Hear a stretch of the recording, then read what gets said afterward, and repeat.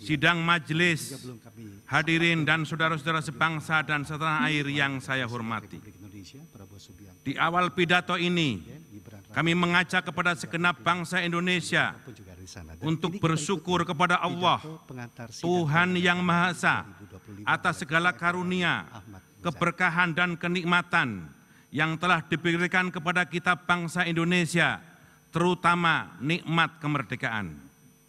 Sholawat dan salam senantiasa kita curahkan kepada Nabi Muhammad SAW beserta keluarganya, sahabatnya, dan para pengikutnya. Pada hari Minggu, tanggal 17 Agustus tahun 2025, kita, seluruh bangsa Indonesia, akan merayakan kemerdekaan ke-80. Kita akan kembali mengibarkan sangsaka merah putih dengan penuh haru dan hormat di seluruh penjuru tanah air. Namun, tahun ini peringatan itu telah berbeda dan lebih teristimewa. Kita akan memperingati hari ulang tahun kemerdekaan Republik Indonesia yang ke-80, sebuah angka yang bukan hanya besar secara matematis, tetapi juga monumental dari segi sejarah. 8 dekade yang lalu, proklamasi kemerdekaan dikumandangkan oleh Dwi Tunggal Proklamator kita, yakni Soekarno-Hatta, atas nama bangsa Indonesia. Ini adalah sebuah deklarasi tegas bahwa bangsa Indonesia ingin berdiri di atas kaki sendiri dengan harga diri dan kemanusiaan yang utuh. Momen peringatan kemerdekaan bukan hanya tentang merayakan masa lalu, tetapi juga tentang merenungkan perjalanan bangsa kita dari masa ke masa, serta menetapkan langkah-langkah baru untuk menyongsong masa depan yang lebih gemilang. Sidang majelis dan hadirin yang berbahagia, nasionalisme bukan hanya slogan. Bung Karno pernah mengingatkan, bangsa yang besar adalah bangsa yang menghormati jasa pahlawannya. Namun, beliau juga menekankan bahwa penghormatan bukan semata dalam bentuk monumen dan upacara, tetapi dalam kemauan kolektif yang terus melanjutkan cita-cita para pendiri bangsanya. Kemerdekaan itu bukan pencapaian akhir, melainkan pintu menuju kerja keras dan pembaharuan tiada henti. Itulah yang diingatkan oleh Bung Hatta tentang kemerdekaan kita. Dalam kepemimpinannya, Presiden Prabowo Subianto di tahun pertama ini, kita menyaksikan tekad yang kuat untuk mengamalkan spirit dan pesan tersebut, yaitu untuk menjadikan Indonesia negara besar dan kuat yang bukan hanya sanggup bertahan, tetapi kompetitif dan berdaulat di pentas dunia. Arah pembangunan kembali diletakkan pada kemandirian pangan, ketahanan energi, pertahanan nasional, dan keunggulan teknologi. Program hilirisasi, pembangunan wilayah perbatasan, digitalisasi pelayanan publik, serta penguatan UMKM menjadi motor penting untuk menciptakan ekonomi yang inklusif dan tangguh dalam menghadapi ketidakpastian global. Kita patut bersyukur atas pencapaian dalam program pemerintah layak dicatat dan kini telah mulai dirasakan manfaatnya. Makan bergizi gratis. Program ini bukan sekedar memberi makan, tetapi sebuah investasi besar bagi masa depan bangsa. Kita tahu gizi buruk, stunting adalah masalah serius kita. Melalui program ini, pemerintah memastikan setiap anak Indonesia mendapatkan akses pada makanan bergizi sehingga mereka bisa tumbuh sehat, kuat, dan cerdas. Lebih daripada itu, program ini telah menjadi penggerak ekonomi lokal dan instrumen pemerataan ekonomi. Demikian juga dengan program Koperasi Merah Putih. Koperasi Merah Putih adalah alat perjuangan ekonomi rakyat untuk menjadi kuat secara ekonomi. Gerakan strategis ini bertujuan membangun ekosistem ekonomi desa yang modern dan berpihak kepada rakyat kecil. Sekolah rakyat adalah jawaban strategis untuk mengatasi pemerataan pendidikan. Sekolah ini hadir khusus bagi anak-anak dari keluarga yang kurang mampu, yang selama ini sulit mengakses pendidikan yang berkualitas. Sekolah rakyat menjadi jalan keluar yang membuka kesempatan bagi setiap anak bangsa untuk meraih masa depan yang lebih baik. Program pemeriksaan kesehatan gratis merupakan wujud komitmen pemerintah untuk memastikan setiap rakyat memiliki hak atas tubuh yang sehat. Dengan pemeriksaan gratis dapat mencegah penyakit sejak dini dan memastikan masyarakat mendapat pelayanan yang layak. Dengan kata lain, kita kini telah melangkah pada jalur yang benar. Sidang majelis dan hadirin yang berbahagia, pada momentum peringatan ke-80 kemerdekaan Republik Indonesia, ternyata kita hidup di dunia yang masih penuh dengan penderitaan dan kehilangan. Di tengah kebahagiaan kita, jutaan manusia di belahan bumi lain justru kehilangan hak-hak dasarnya, yakni hak untuk hidup, hak untuk memiliki rumah, bahkan hak untuk menyambut masa depan. Saat ini, kita menyaksikan ketegangan yang meningkat di berbagai belahan dunia, seperti di Timur Tengah, khususnya antara Iran dan Israel. Kita juga menyaksikan konflik berkepanjangan dan kebiadaban yang memenuhi syarat unsur genosida di Gaza, Palestina.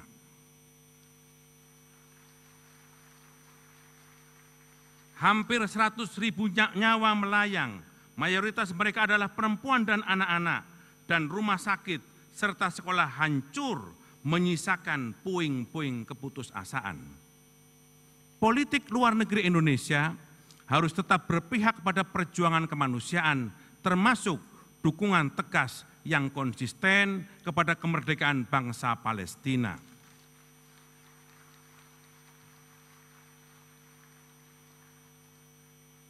Kita telah membuktikan komitmen itu melalui berbagai forum internasional seperti Konferensi Asia Afrika, Gerakan Non-Blok yang menjadi monumen internasional dan kini menjadi inspirasi bagi banyak bangsa-bangsa di dunia. Oleh karena itu, MPR menyambut baik ikhtiar yang dilakukan oleh Presiden Prabowo Subianto yang selalu menyuarakan perdamaian dalam berbagai forum internasional tentang tata kelola dunia baru, termasuk dukungannya kepada kemerdekaan bangsa Palestina.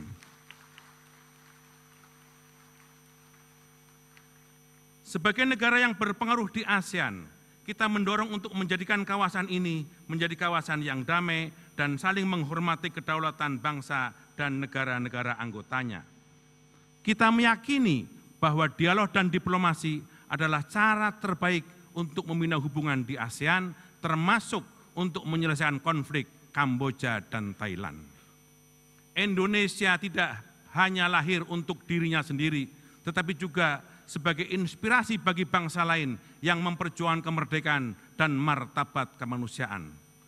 Tekad luhur itulah yang dirumuskan dalam konstitusi dengan visi kemanusiaan yang mulia dan menggetarkan dari Bapak Ibu pendiri bangsa kita, yang kemudian ditegaskan dalam pembukaan Undang-Undang Dasar Negara Republik Indonesia tahun 1945, yaitu kemerdekaan adalah hak segala bangsa, dan oleh sebab itu penjajahan di atas dunia harus dihapuskan.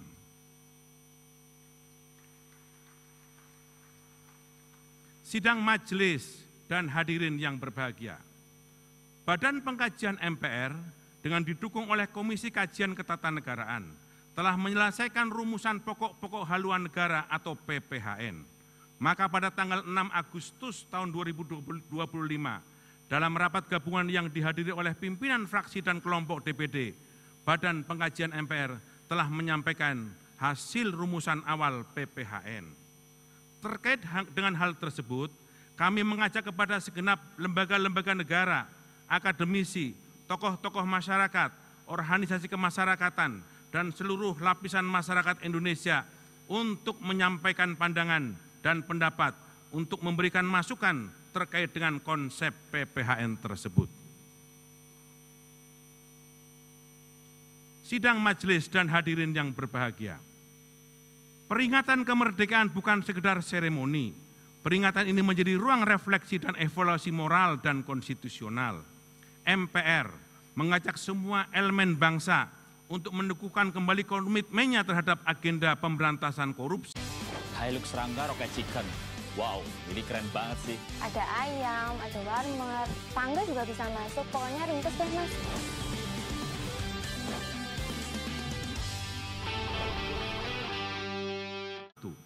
MPR mengapresiasi upaya yang sungguh-sungguh yang dilakukan oleh pemerintah dalam menindak tegas kasus-kasus korupsi melalui aparat penegak hukum yang semakin tegas. Ini langkah awal yang patut didukung dan konsisten oleh semua pihak. Sebab korupsi bukan sekedar kejahatan hukum dan finansial. Ia adalah pengkhianatan terhadap ruh kemerdekaan dan demokrasi. Ia merusak legitimasi negara dan menghancurkan harapan masa depan. Ia menodai ruh kebangsaan kita sendiri. Etika kehidupan berbangsa sebagaimana tertuang dalam TAP MPR nomor 6 tahun 2001 harus diwujudkan dalam perilaku politik yang jujur, pemerintahan yang bersih, hukum berkeadilan, serta budaya ilmu dan ekologi yang berkelanjutan. Sidang majelis dan hadirin yang berbahagia. Pada tanggal 18 Agustus adalah Hari Konstitusi, hari ketika Undang-Undang Dasar Negara Republik Indonesia tahun 1945 ditetapkan sebagai konstitusi negara kita, tak lama setelah proklamasi kemerdekaan dikumandangkan.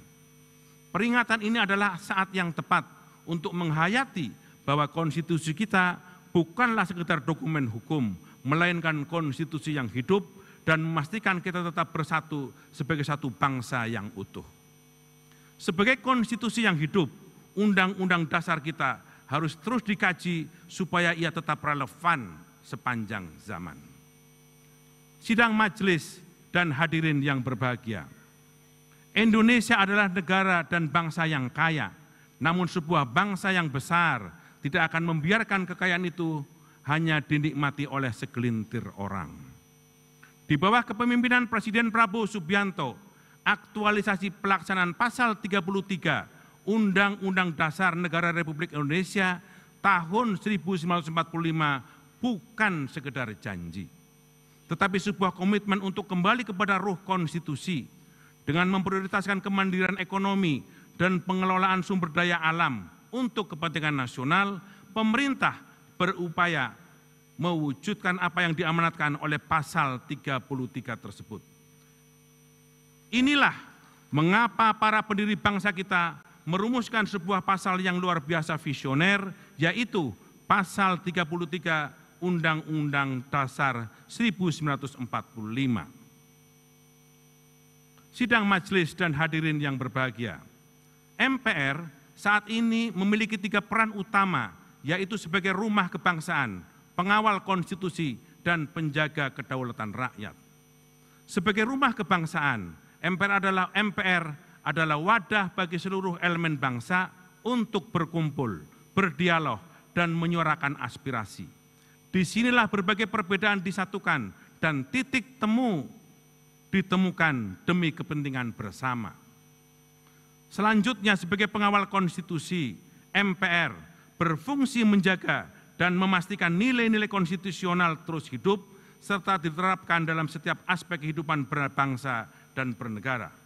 Dan sebagai penjaga kedaulatan rakyat, MPR berupaya memastikan setiap kebijakan negara selalu berpihak kepada rakyat, karena rakyatlah pemegang kedaulatan tertinggi di negeri ini. Oleh karena itu, sebagai representasi seluruh elemen bangsa, MPR memiliki tanggung jawab strategis dalam menjaga arah dan moral kebangsaan. Basis kekuatan Indonesia adalah ikatan-ikatan persatuan, kerukunan, kegotong royongan, kebersamaan sebagai satu kesatuan. MPR memiliki tanggung jawab besar untuk menjaga dan memelihara ikatan kebangsaan ini. MPR bukan penafsir hukum positif, melainkan penjaga napas konstitusi agar tetap hidup dan membumi. Caranya dengan membudayakan nilai-nilai luhur kebangsaan melalui 4 pilar kebangsaan dan bernegara, yaitu Pancasila, Undang-Undang Dasar Negara Republik Indonesia tahun 1945, Negara Kesatuan Republik Indonesia, dan Bhinneka Tunggal Ika. Oleh karena itu, konsistensi dalam mengamalkan 4 pilar bukan sekedar menjadi kewajiban, namun menjadi benteng yang membuat kita kuat, tetap kokoh dalam menghadapi berbagai tantangan dan dinamika global. Disitulah letak daya tahan kita sebagai bangsa, disitulah fondasi Indonesia maju, dan disitu pula lah kita akan terus melangkah dan bertahan sampai kini dan yang akan datang. Sidang majelis yang berbahagia, sebelum mengakhiri pidato ini, izinkan kami membacakan 3 buah pantun. Makan gratis untuk para siswa, ilmu dan adab dalam membangun bangsa, nasionalisme kita kobarkan dalam jiwa untuk menuju Indonesia Raya. Indonesia kaya akan sumber daya, asta cita untuk Indonesia tercinta, dan antara optimalkan aset negara menuju masa depan yang cerah dan sejahtera. Koperasi merah putih pondasi ekonomi, gotong royong dan kekeluargaan yang hakiki. Prabowo Subianto adalah pemimpin sejati untuk Indonesia Raya yang tetap abadi.